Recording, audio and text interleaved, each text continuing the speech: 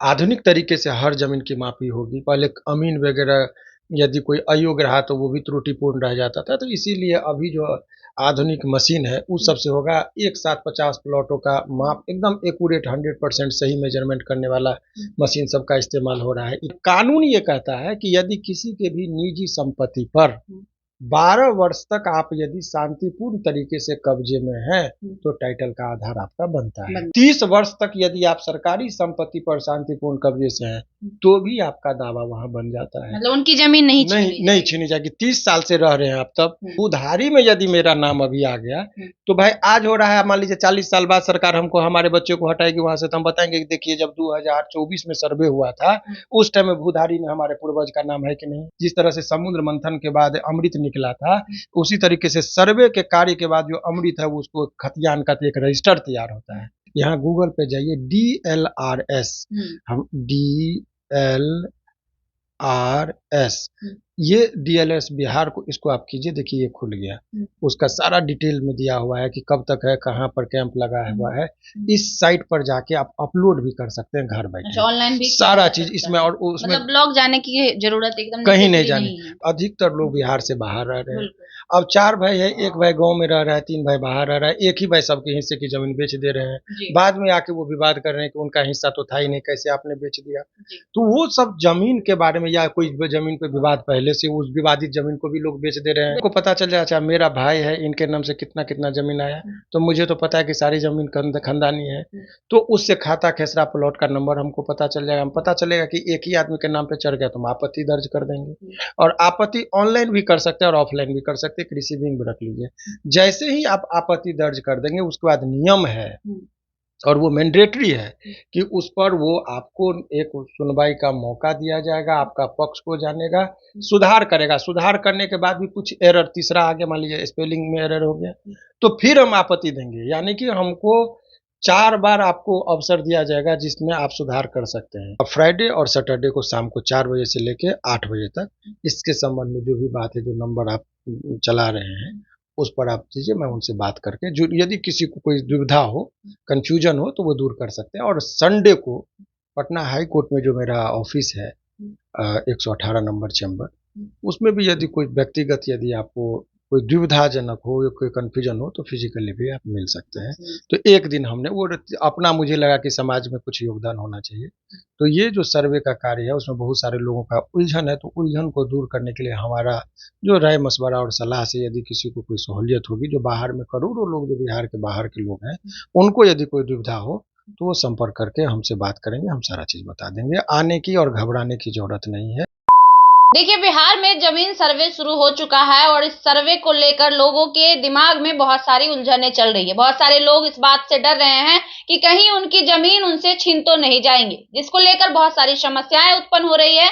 तमाम मुद्दों पर बातचीत करेंगे और जानेंगे आखिर सर्वे के पीछे का कारण क्या है, और सर्वे लोग अगर कराना चाहते हैं तो कैसे इसे आसानी से कर सकते हैं, कैसे इन सभी समस्याओं से निजात पा सकते हैं। तमाम मुद्दों पर बातचीत करने के लिए हमारे साथ हाईकोर्ट के अधिवक्ता शिवनंदन भारती जी हैं। इनसे जानेंगे, सभी सवालों के उत्तर जानेंगे और कैसे लोग आसानी से इसको कर पाएंगे ये भी जानेंगे। सबसे पहले सर बहुत बहुत स्वागत करेंगे। जी बहुत बहुत शुक्रिया आपका भी। सर, जमीन सर्वे जब से शुरू हुआ है बिहार में तब से लोगों के मन में बहुत सारी उलझनें आ गई हैं कि आखिर ये जमीन सर्वे से क्या होगा, क्यों जमीन सर्वे करवाया जा रहा है, कहीं जमीन सर्वे के माध्यम से कहीं सरकार उनके साथ कुछ गलत ना कर दे। तो आखिर ये जमीन सर्वे का मुख्य उद्देश्य क्या है? देखिए, सबसे पहले तो आपको ये चीज जानने की जरूरत होगी कि सरकार की कोई भी योजना जब आती है तो जन कल्याण के हित में सोच कर ही लाई जाती है।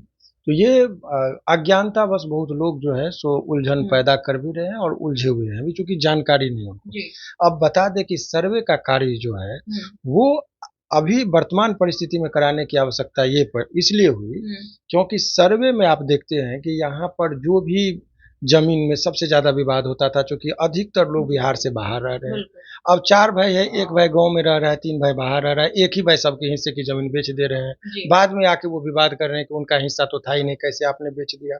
तो वो सब जमीन के बारे में, या कोई जमीन पे विवाद पहले से, उस विवादित जमीन को भी लोग बेच दे रहे हैं। तो जमीन किसी का था और कोई और बेच रहा था। बाद में विवाद होता था कि इस जमीन के संबंध में ये इनका था नहीं, कैसे बेच लिए। तो सरकार को भी बहुत सारी इसके लिए हत्याएं बहुत ज्यादा हो रही थी, मर्डर हो रहा है, गोली चल रही है, तो बहुत सारे क्राइम को बढ़ावा देने के लिए, तो इसमें ये सरकार की अच्छी पहल है। तो ये हो रही है, तो इसमें लोगों को बहुत ज़्यादा दुविधा में जाने की ज़रूरत नहीं, सरकार को सपोर्ट करना चाहिए, नंबर 1। नंबर 2, लोगों के कुछ 7 कर्तव्य हैं, दायित्व हैं जो आपको सर्वे के दौरान करना चाहिए। पहला कर्तव्य है कि अब उद्घोषणा हो गई है, अब नोटिस आ गया है, 20 अगस्त से ये शुरुआत हो गया पूरे बिहार में एक साथ सर्वे हो रहा है। सर्वे इससे पूर्व में भी हुए थे, जिससे पहले सबसे पहले 1898 ईस्वी में हुआ था, अंग्रेजों के द्वारा की गई थी। उसको हम लोग कैडेस्ट्रल सर्वे कहते हैं। उस टाइम भी जमीन किसका कौन है वो पता करने के लिए उस सर्वे के बाद एक खतियान तैयार होता है, रजिस्टर, उसको खतियान कहते हैं, उसी पर सारा डिटेल होता है। फिर उसके बाद आज़ादी के बाद रिविजनल सर्वे हुआ, जो 20 ही जिला में, अभी 38 जिला है पूरे बिहार में, लेकिन 20 में ही वो शुरुआत किया गया था, 20 जिला में, लेकिन उसमें भी एक आध जिला में ही उसके काम कुछ अंश तक हुए, पूरे नहीं हुए। इसके बाद अगर अभी आएंगे तो ये जो विशेष सर्वेक्षण का कार्य चल रहा है वो स्टार्ट कर दिया गया है। इसको आधुनिक तरीके से हर जमीन की मापी होगी। पहले अमीन वगैरह यदि कोई अयोग्य रहा तो वो भी त्रुटिपूर्ण रह जाता था, तो इसीलिए अभी जो आधुनिक मशीन है उस सबसे होगा। एक साथ 50 प्लॉटों का माप एकदम एक्यूरेट 100% सही मेजरमेंट करने वाला मशीन सबका इस्तेमाल हो रहा है। ETS उसको कहते हैं, बहुत सारी मशीन आ गए हैं। अब जो बेसिक चीज आप समझिए, जो लोगों को 7 कर्तव्य है। पहला कर्तव्य है कि आप अपने आड़ी और मेढ़ी को ठीक कर लीजिए। उसके बाद फॉर्म 2 है, उसमें लोगों का प्रथम कर्तव्य जो है वो है फॉर्म संख्या 2 है, उसको भरना है। उसमें घोषणा करना होता है, जिसमें आपको आप साइड में चलाएंगे, कॉलम में देखिए कि रैयत का नाम, यानी कि मालिक कितने हैं। ऐसा भी हो सकता है कि किसी के पिताजी के नाम पर जमीन थी, पिताजी मर गए, अब 3 पुत्र हैं, तो 3 गो रैयत उसका मालिक हो गया, तो तीनों का नाम होगा। यदि साझेदार है तो दे दीजिए, जिसका एक ही बेटा है तो एक ही नाम होगा, तो वो दे दीजिए। उसका जमीन का खाता खेसरा विवरण जो है वो रहना चाहिए, कितना रकबा है वो डालिए। उसके बाद उस पर कोई विवाद, यदि आपका जमाबंदी हुआ है तो वो लिख दीजिए, जमाबंदी नहीं यदि हुआ यानी रसीद कट रहा है तो उसको कॉलम को आप लिखिए कि अभी आपका कहाँ पेंडिंग है, यानी कि पूरा विस्तार से सारे चीजों का उसमें ये होना चाहिए। ये प्रथम कर्तव्य है। उसके बाद है कि वंशावली बना के आप दे दीजिए। वंशावली की आवश्यकता इसलिए पड़ती है कि कोई खानदानी संपत्ति है, खानदानी संपत्ति में आप वंशावली कहाँ से बनाएंगे, ये लोगों के बीच में बहुत बड़ा दुविधा है। तो वंशावली बनाने के लिए कहीं जाने की जरूरत नहीं, किसी वकील या किसी कोर्ट कचहरी जाने के लिए। आप सिंपल पेन उठाइए। और सर, एक और समस्या आ रही है कि जो ब्लॉक में जा रहे हैं, ब्लॉक में लंबी कतारें लग चुकी हैं, भीड़ लग चुकी है, बहुत सारे लोग को दिन दिन भर इंतजार करने के बाद भी लौटना पड़ जाता है। कई लोग जो यहाँ से बाहर रह रहे हैं, बिहार से बाहर रह रहे हैं, उनको छुट्टियां नहीं मिल पा रही है, आने में समस्या हो रही है, तो फिर ये एकमात्र यही ऑप्शन है, इससे कैसे? नहीं, बहुत अच्छा आपका ये प्रश्न है। ये क्योंकि ये बिहार के बारे में सभी लोग और सरकार भी इस बात से अवगत है कि बिहार के अधिकतर लोग जो है सो माइग्रेट कर चुके हैं, बाहर में रह रहे हैं। उन लोगों को बड़ी समस्याएं हो रही है कि भाई कैसे वो आएंगे, जहाँ पर कैंप लगा है, विशेष सर्वेक्षण का कार्य चल रहा है, तो एक ही जगह और कितने दिनों में देना है। सभी को लग रहा है कि आज ही जाके जमा कर दे, 3 दिन में नहीं तो जमीन चला जाएगा। ये सब जो है, ये सब बिल्कुल वहम है, इस पर नहीं जाना है। सरकार ने इसके लिए व्यवस्थाएं की है। अभी आप देखिए, हम आपके सामने खोल कर आपको एक उदाहरण के तौर पर दिखा रहे, घर बैठे कैसा होगा। आप चाहेंगे हम आपका कैमरामैन भी उसको दिखाए, गूगल पे जाएंगे और गूगल पर आप देखिए किस तरीके से आप घर बैठे ही सारा काम कर सकते हैं। कि आपके यहाँ का क्या है, यहाँ गूगल पे जाइए, DLRS, हम DLRS, ये DLS बिहार को, इसको आप कीजिए, देखिए ये खुल गया। अब जैसे ही खुल गया तो हम इसमें दिखेंगे कि एक हमारे स्थिति, हमारे जिले की क्या स्थिति है। देखिए विशेष सर्वेक्षण का ये चीज लगा हुआ है, इसको क्लिक करेंगे तो आपके पहला ही कॉलम में आपके गांव का क्या पोजीशन है उसको डालिए।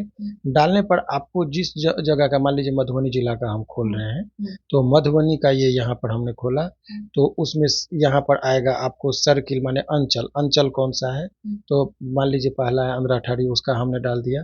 अब इसमें मौजा, मौजा में मतलब गांव, जिस गांव का आपको ये करना है, तो एक उदाहरण देके हम बता रहे हैं। अब मौजा में आप मान लीजिए कि हम सपोज कि एक जलसेन जगह है, तो उसका हमने किया। अब उसका यहाँ पर हम क्लिक करेंगे। जैसे ही क्लिक करेंगे तो सारा चीज का कानून गो कौन है, अमीन क्या नाम है, क्या क्या उसका, ये देखिए सारा खुल गया। हमको पूरा डिटेल दिया, उद्घोषणा कर दी गई है। अभी उसमें जो है सो अमीन का नाम दिया हुआ है, उसका सारा डिटेल में दिया हुआ है कि कब तक है, कहाँ पर कैंप लगा हुआ है।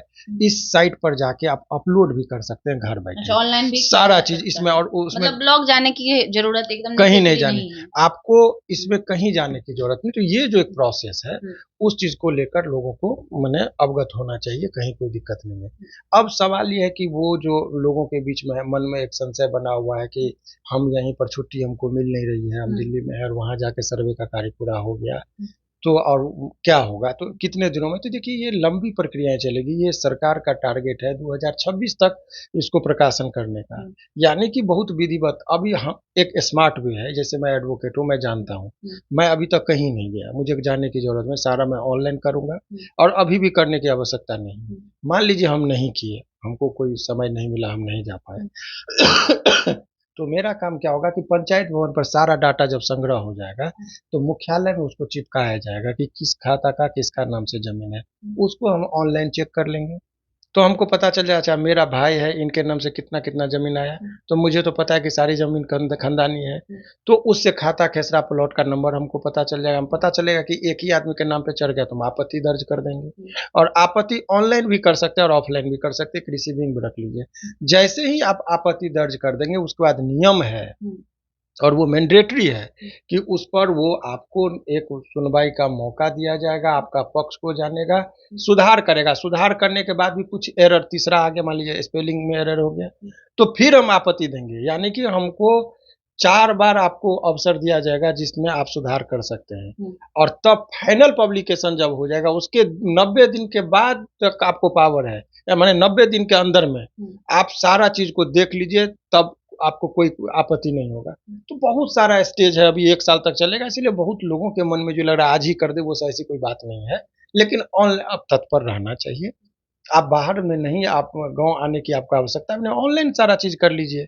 सारा चीज का आप उस पर जो मैंने आपको DLRS.बिहार करके जो बताया उस पर जाएंगे, संपूर्ण जानकारी आपको मिल जाएगी। एक अहम सवाल करना चाहेंगे कि पहले के लोग जो हुआ करते थे वो दान में दे दिया करते थे बहुत सारे गरीब लोगों को जमीन, कहते थे कि जो उनके यहाँ काम करने वाले लोग होते थे कि जाओ ये जमीन तुम ले लो और इस पे रहो। और उसके जो अगली पुश्त है यानी कि उनके जो खानदान के लोग हैं, अभी भी बहुत सारे ऐसे लोग हैं जो बिना रजिस्ट्री के उस जमीन पर सिर्फ इसलिए रह रहे हैं कि किसी समय में उनके पूर्वज ने उनको दान में दिया था, तो उनके नाम से जो जमीन है वो जमीनों का क्या होगा या छीन जाएगी? देखिए जमीन का 2 कॉलम है सर्वे में।